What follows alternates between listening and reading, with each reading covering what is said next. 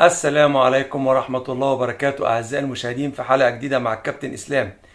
امبارح بعد مباراة النادي الأهلي مع سيمبا التنزاني في مباراة الذهاب اللي انتهت بفوز الأهلي بنتيجة 1-0، نزلت بوست عندي على الصفحة بنتقد فيها أداء النادي الأهلي وبنتقد فيها الإدارة الفنية لمستر كولر. طبعا أنا لقيت إن في بعض الناس بتختلف معايا في التعليقات، وأنا حابب إن أنا ارد على الموضوع ده. مبدئيا طبعا احنا بنقول الحمد لله ان احنا كسبنا في مباراة الذهاب ونتيجة ايجابية، طبعا اول مكسب لينا في التاريخ على سيمبا التنزاني في تنزانيا. فدي طبعا حاجة تحسب للنادي الاهلي وتحسب لمستر كولر. ولكن انا عندي مبدأ، طالما ان احنا كسبنا مش معنى كده ان احنا نتلاشى العيوب اللي عندنا، بل بالعكس، الميزة ان احنا لازم ان احنا نشوف عيوبنا ايه حتى واحنا كسبانين عشان نتلاشى الاخطاء بتاعتنا فيما هو قادم. لان احنا لو بنينا على المكسب بس او اعترفنا بالمكسب بس واعترفنا بان احنا كنا متفوقين وان احنا كنا تمام ومفيش اي مشاكل عندنا، ممكن بعد كده لا قدر الله ندفع الثمن فيما هو قادم. وده اللي انا بتكلم عليه. احنا كسبنا اي نعم، ولكن اداء النادي الاهلي من وجهة نظري الشخصية اللي قد يتفق معايا البعض فيها وقد يختلف معايا البعض، ان احنا ادائنا ما كانش تمام. ومش بجيب اللوم على اللعيبه، انا بجيب اللوم اكتر بنسبه تفوق ال 85% على مستر كولر والاداره الفنيه بتاعته وقناعاته باللاعبين. يعني الناس اللي جت مثلا بتقول لي يا كابتن ده اللعيبه جايه من سفر ومنتخب وارهاق والكلام ده كله وده اثر. طيب مبدئيا مين اللي كان بيلعب في الفريق، بيلعب اساسي في الفريق؟ مين اللي كانوا في المنتخب؟ محمد هاني، رامي ربيعة، محمد عبد المنعم، مروان عطية. 4 من الفريق هم اللي كانوا بيلعبوا مع المنتخب. محمد قفشة نزل بعد كده متأخر. فبالتالي مفيش غير 4 لعيبة، والأربعة لعيبة ما كانش هم اللي عندهم المشكلة في الملعب. يعني حتى ال4 لعيبة اللي لعبوا مع المنتخب كانوا قايمين بقى الأدوار بتاعتهم تقريبا على أكمل وجه. أنا بتكلم المشكلة كانت عندنا في فريق النادي الاهلي كانت التحولات من الدفاع للهجوم. لان في حد كان بيقول لي برضه يا كابتن وانت عايزنا نفتح الخطوط ونستقبل اهداف. انا ما قلتش ان احنا نفتح الخطوط، لكن احنا كنا بنلعب ماشي، كنا متمركزين في الدفاع، كنا بنلعب على الهجمات المرتده. انت شايف كمستر كولر او مدير فني ان انت عندك في مشكله في التحولات الهجوميه نتيجه ان الثلاثه اللي قدام اللي هو حسين الشحات وبيرسي تاو وموديست ما بيقوموش بالادوار بتاعتهم على اكمل وجه، بل بالعكس. اي كوره كانت بتوصل لبيرسي تاو او كانت بتوصل لحسين الشحات كنت انا على طول اول ما بتيجي كنت اقول له الكوره دي مقطوعه. وده اللي كان بيحصل. الكوره كانت دايما الهجمات كانت بتنتهي عندهم، لدرجه ان كان في فاول محسوب للنادي الاهلي ويا دوبك المخرج بس طلع ثواني ورجع للمباراه مره ثانيه، لقينا الكوره مع منتخب مع نادي مازيمبي. لحق امتى اتلعبت الكوره ولحق امتى مازيمبي يقطع الكوره الله اعلم. ولكن النتيجه ان احنا ما كناش عارفين نطلع بالكوره من الدفاع للهجوم، وكان عندنا مشكله في الحته دي.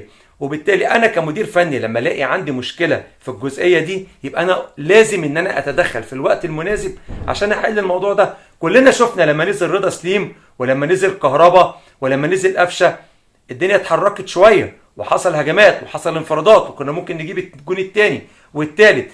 انا هنا بتكلم على قناعات مستر كولر في حته ان يبقى بيرسي تاو وحسين الشحات وموديست هم الثلاثي، يبقى هم الاساسيين.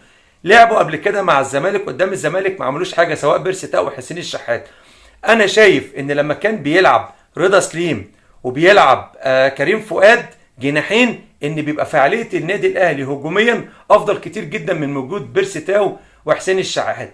واظن احنا شفنا الكلام ده في مباريات قدام بلديه المحله، واعتقد كمان قدام نادي سموحه كان الفعاليه الهجوميه للنادي الاهلي كانت اعلى في وجود كريم فؤاد ورضا سليم. واحد هيجي يقول لك يا كابتن انا ممكن اكون مستر كولر بيبدا بحسين الشحات وبيرسي تاو كنوع من انواع اللي هو قدروا يعملوا حاجه كان بيها، ما كانش يبقى بيدخر معاه دقه قويه ان هم ينزلوا بعد كده ويغيروا نتيجه المباراه لان هم هينزلوا فريش.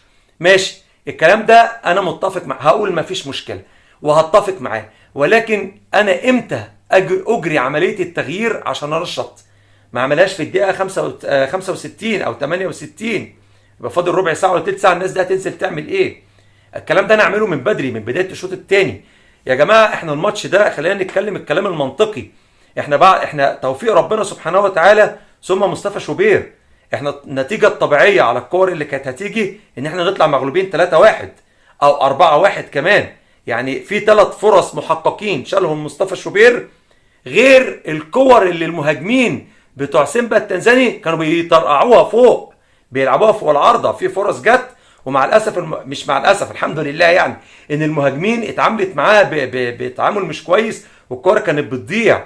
يعني النتيجه دي نتيجه خادعه، احنا كسبنا بس نعترف ان الاهلي ما كانش حلو، نعترف ان مستر كولر محتاج ان هو يغير قناعاته ببعض اللعيبه، محتاج ان هو يعمل تغييراته بدري، محتاج ان هو يشوف ان في لعيبه عنده ما ينفعش يعتمد عليها، ما ينفعش.